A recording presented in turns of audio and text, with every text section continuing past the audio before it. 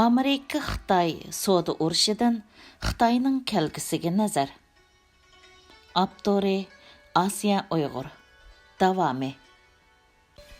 İkkinchi Dünya urushi əmdila axırlaşıb, dünya texi bu uruşlarning qo'rqinchisidan qutulib ketolmagan bir paytda, dunyoning yana bir burjikida yadro qurollar urushining qo'rqinchli ko'langisi dunyoga soy tashlashga boshladi. Dünya urushini beshidan kechirgan davlatlar uchun qayta urush o'tiga kirib qolmaslik uchun eng yaxshi tanlash tinish taraqqiy qilish bo'lib, tinish taraqqiyot ana shu davrlardagi davlatlar orasida eng moda iqimga aylangan edi. Ammo Sovet ittifoqining Yevropaga kengaymichilik qilishi siyosiy tuzilma jihatda butunlay bir-biriga zid bo'lgan dunyodagi ikki cho'ng davlatlarning orasidagi munosabatlarni jiddiylashtirayotgan bo'lib, urush o'tining piltisiga o't yiqilay deganda Xarashov Berlin temini yasab chiqdi va Germaniyani G'arbiy Germaniya va Sharqiy Germaniyadan iborat ikki bo'lakka ayirib, Sharqiy Germaniya Sovet ittifoqining kontrolligi ostida kommunist tuzumida, G'arbiy Germaniya bo'lsa Amerikaning demokratik tuzumida o'z taraqqiyotlarini davomlashtirdi. Ammo Sovet ittifoqining kommunist ideologiyasini butun dunyoga tarqitib, dunyoga xo'ja bo'lish g'arazi, shundaqla ximiyalik qurollar tadqiqoti Amirikali emas, balki butkul dunyo tinchligiga zo'r ta'sir elib kelish xavfini keltirib chiqaryotdi. Shu sabab Amirika boshqa davlatlarga iqtisodiy yordam berish orqali ularni qudrat topqizish va demokratiyalashish yo'liga yetaklash qadamini oldi. Amirika Ikkinchi Dünya urushidan keyin dunyoning sarkisiga aylanganligi hammamizga ayon. Amirika yana o'z navbatida uzun muddatlik plan tuzishga mahir davlat bo'lib, ular odatda bir qancha yillik yoki bir qancha 10 yillik emas, balki bir qancha 100 yillik planlarni tuzgan. Amirika dunyoning sarkisiga aylangandan keyin qilgan birinchi ishi dunyodagi eng ilg'or bilim ombirini harakatga selib, qandoq qilganda 3-chi Dünya urushining oldini olg'ili bo'ladiganligi haqida izdandi.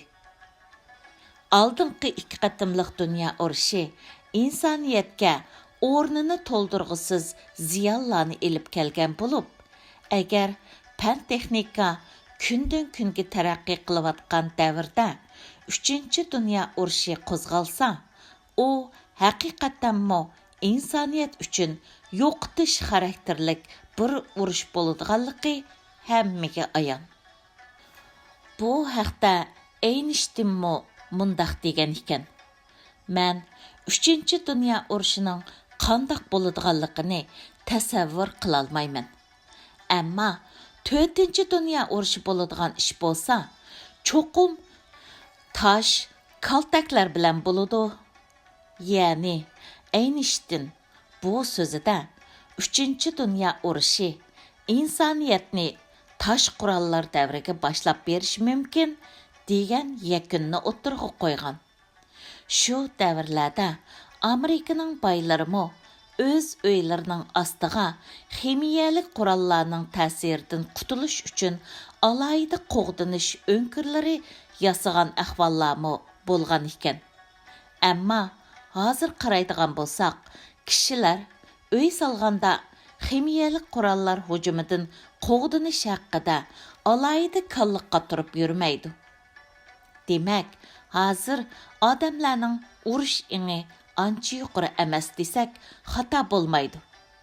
Gapimizga qaytib kelsak, Amerika bilim ombirini harakatga keltirgandan keyin bu bilim ambiri yakunlab chiqqan narsa shu bo'ldiki, 3-Dünya urushini oldini olg'ili bo'ladigan narsa birsi demokratiya, yana birsi bayashatliq. Ya'ni mustabid hokimiyat ostidagi davlatlar xalqlarining o'lik tirigi bilan kori yo'q bo'lib, o'z manfaati uchun har vaqt urush qilishi mumkin. Ammo demokratik davlatlarda bo'lsa, hokimiyat xalq tarafidan boshqariladigan bo'lg'achqa, xalq nazorati ostida xohlagancha urush boshlash mumkinchiligi bo'lmaydi. Shu sabab demokratik tuzum dunyo tinchligini qo'g'dashning ochquchi deb qaralgan. Buningdan boshqa xalqni bayashat turmushga erishtirganda, bayashatlik ichida yashagan xalq albatta urush bo'lishni xohlamaydi. Chunki qayerda nomrodlik bo'lsa, shu yerda norozilik, tinchsizlik yuz berdiganligi bir reallik. Shu sabab Amerika demokratiya va bayashatlikdan iborat dunyo urushining oldini oladi deb qaralgan ideyani xalqaroga tashviq qilishga boshlagan. Shuning bilan Amerika mashhur Marshall plani, The Marshall Plan ni o'ttirg'a qo'yib, G'arbiy Yevropa davlatlariga iqtisodiy yordam berib, ularning gullanishiga asos solgan. Amerikaning Marshall plani Yevropa ittifoqining shakllanishiga asos solgan plan desak ortiq ketmaydi. Buningdan boshqa Amerika 2-Dünya urushida mag'lub bo'lgan davlatlardan Yaponiya, Germaniya va Italiyaning iqtisodiy jihatda gullanishiga alohida kuch chiqarish bilan birga, keyin Osiyo davlatlarining iqtisodiy taraqqiyotiga Marshall plani orqali alohida yordamlarni bergan va ularning hozirgidek gullanishiga asos solgan. Hozir qaraydigan bo'lsaqmi, Amerikaning bu davlatlarga qaratgan strategiyasi intayin muvaffaqiyatli bo'lgan va bu davlatlar hozir dunyodagi boy davlatlar qatoridan o'rin olgan. Bu davlatlarning xalqlari amdi hargizmi urush bo'lishini xohlamasligi mumkin, albatta.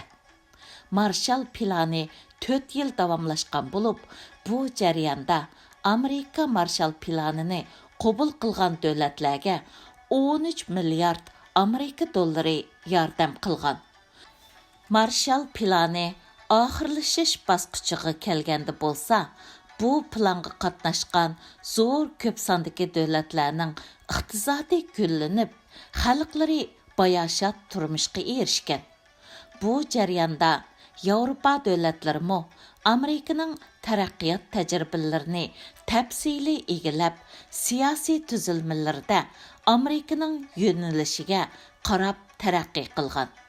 G'arbiy Yevropa davlatlarining taraqqiyoti Sharqiy Yevropadek kommunist tuzumidagi davlatlarning siyosiy tuzilmasini o'zgartirishga sabab bo'lib, G'arbiy Yevropadagi nurg'un davlatlarmi asta-asta demokratiyalashishga qarab yuzlangan. Bu vaqtlarda Sovet ittifoqi garchi sanoatlashishni amalga oshirgan bo'lsa-mu, ammo o'zining qatmal siyosiy tuzilmasi sobiq Sovet ittifoqining taraqqiyotiga to'sqinlik qildi. Buning bilan Sovet iqtisodida chekinish bo'ldi va Xarasho davriga kelganda islohot elib berilgan bo'lsa-mu, siyosiy tuzilma ichidagi negizlik masalalar hal qilinmaganligi sabab islohot mag'lub bo'ldi. Bu jarayonda Xitay bilan Sovet ittifoqi orasida har xil ziddiyat to'qinishlari yuz bergan bo'lib, Amerika bilan Sovet ittifoqining sovuq munosabatlar urushi davrini beshidan kechirayotgan bu tarixiy paytlarda Xitay bu urushning eng cho'ng manfaatlanuvchisiga aylandi. Sovet ittifoqi bo'lsa, dal mushu sovuq munosabatlar urushi sababli 1991-yili parçalandı. Ondaqda, şu qıtımlıq soğuq münasibətlər urushi Sovet İttifaqının yemirilishini keltirib chiqiribdi. Ondaqda Xitayçı, bu qıtımlıq Amirika Xitay soda urushi Xitayni parçalashi mümkünmü? Xitay Amirika bilan munosabatni yaxshilagandan keyin Amerikaning qo'llashi bilan 1971-yili BDTga rasmiy a'zo bo'lib kirdi va Junhua Mingoning BDTdagi o'rni bekor qilindi. 1972-yili Amerikaning 37-navbatlik prezidenti Nixon Xitoydagi tunji ziyoratini boshladi.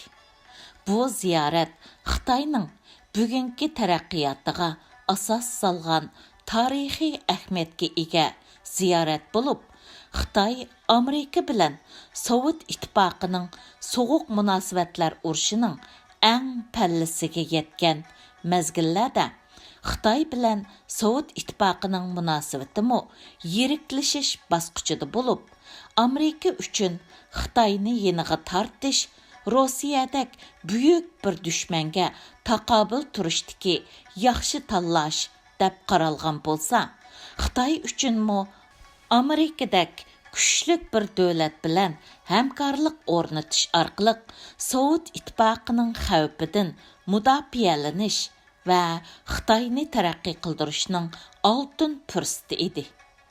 2001-yilga kelganda Xitoy Dünya Soda Tashkilotiga a'zo bo'ldi.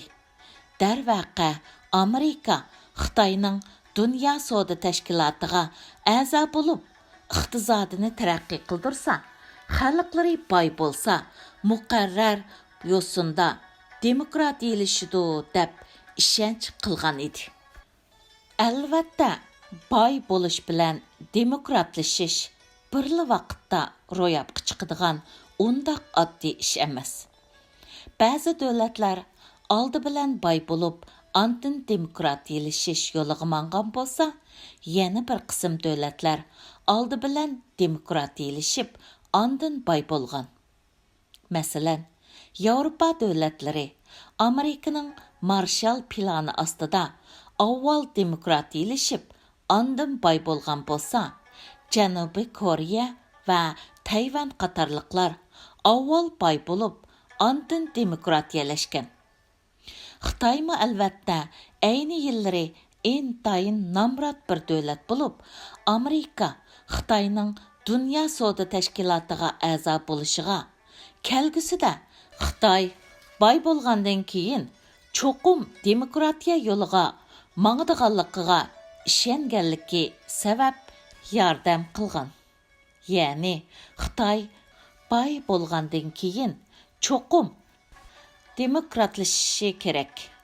Ammo Xitoy aksicha mustabid tuzumini saqlab qolsa, uning Amerikaga tahdid bo'lishi ko'z oldimizdagi ish bo'lib, Xitoy o'z boyligi bilan texmi ilg'or qurol-yarog'larni ishlab chiqarib yoki setib olib, Amerikaning bexatarligiga xavf elib kelishi aniq.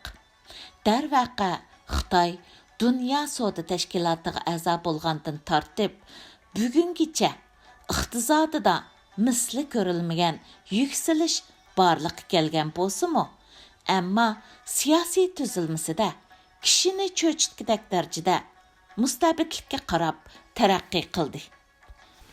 Ya'ni bo'libmi Xitoydagi kundan kunga keskinlashayotgan xalq noroziliklarga agishib, ig'ir darajadagi kishilik huquq dafsandichiliklari shundoqla yaqinqi vaqtlardan buyon butun dunyoga oshkora bo'lgan Uyg'ur xalqining millat bo'yicha qirg'in qilinish xavfiga duch kelishi va kommunist Xitoyning natsist kampillariga qamilishi qatorliq ichinishliq realliklar Xitoyning tuzilma islohoti yo'liga mangu mangmaydiganligi, shundoqla bir balvoq bir yo'l strategiyasi orqali ayni chog'dagi Sovet ittifoqining kengaymichiligiga o'xshash Yevro Asiya cho'ng quruqliqining iqtisodini ilkiga ilish orqali dunyoning xo'jasi bo'lish orzusini oshkora o'ttirg'a qo'yishi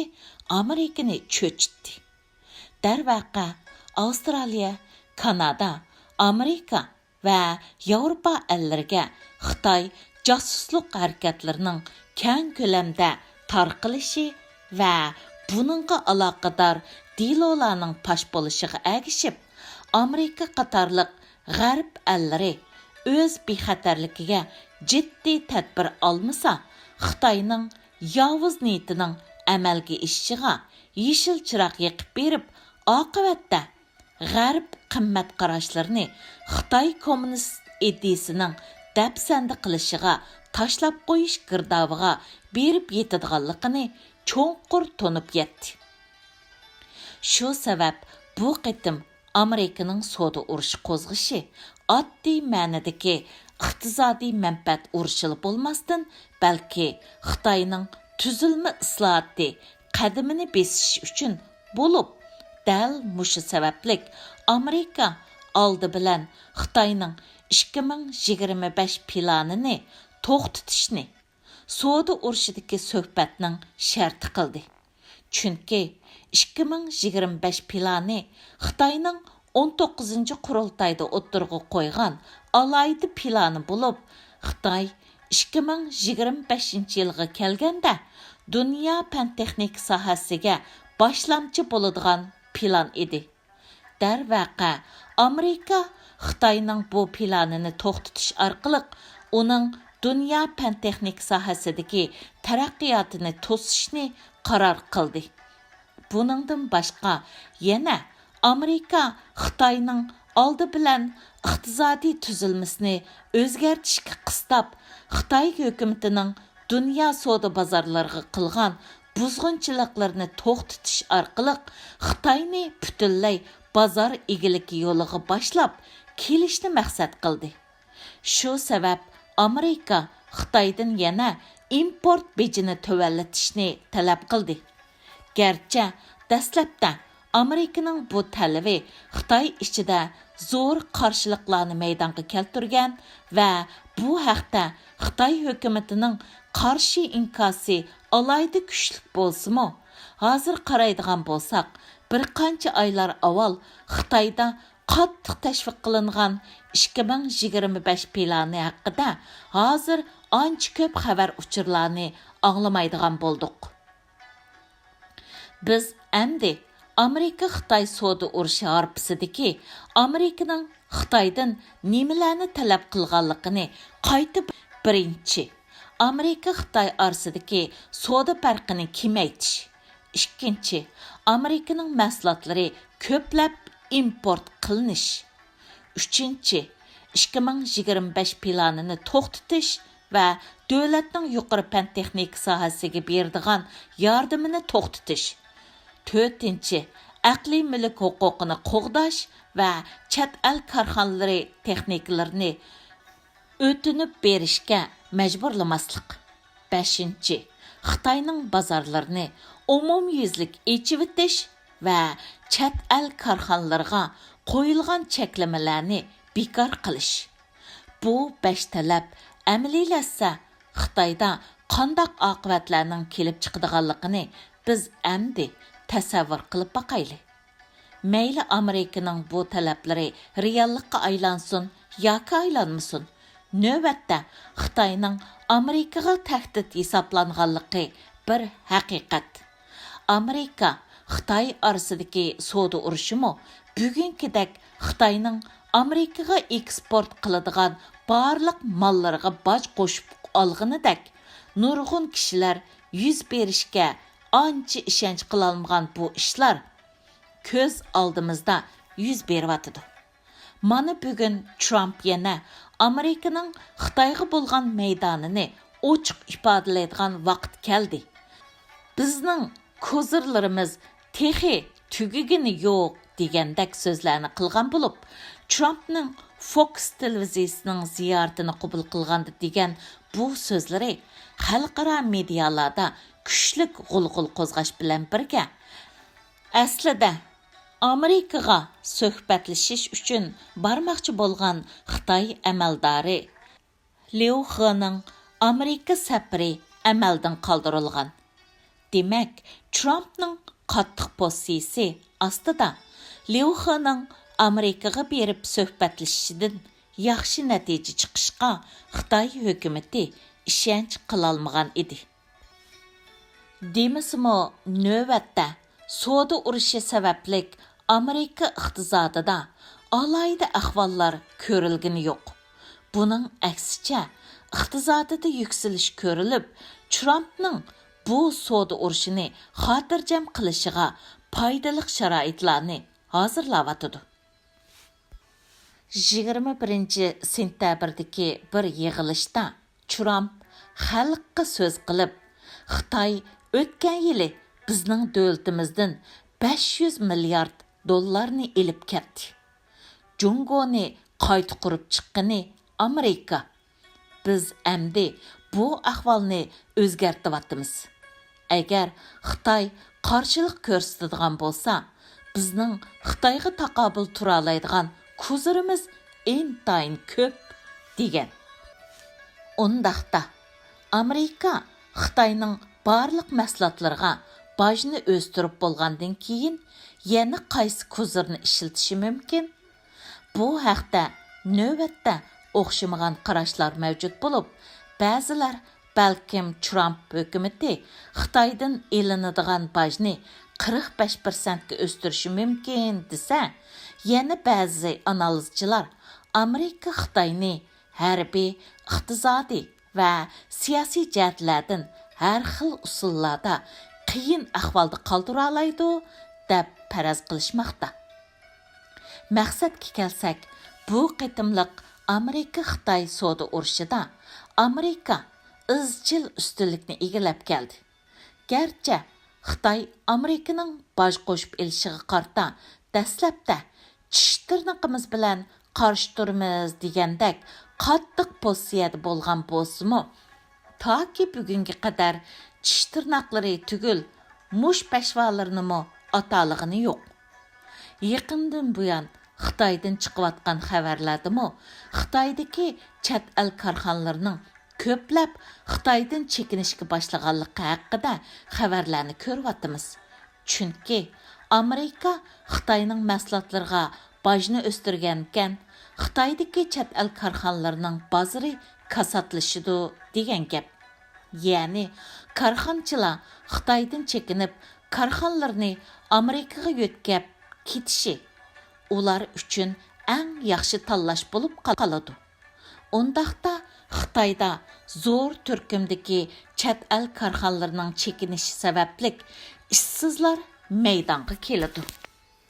Ishsizlikning ko'payishi va eksport mahsulotlarining bozorining kasatlashishi Xitoy iqtisodiga yo'qotish xarakterlik ig'ir oqibatlarni elib keladiganligi va bu ahvollarning bak uzundan keyin emas, balki bir qancha oy ichida yoki 1-2 yil ichida yuz beradiganligiga doir analizlar Xitoy ichi va sirtida keng ko'lamda tarqalmoqda. Darvaqa Xitoy iqtisodida ig'ir talafot yuz bersa, Xitoy jamiyatida muqimsizlik ahvollari yuz berishi, shundaqla keng ko'lamlik xalq qarshilik harakatlari maydonga kelishi mumkin. Bu albatta Xitoy kommunist hokimiyatiga ajallik zarba bo'ladigan eng kuchli qurolga aylanadi. Ya'ni Xitoyning zavalligi Amerika Xitoy soda urushi sababli yuz berish mumkinchiligi borligi yanala odamni cheksiz umidlantirdi.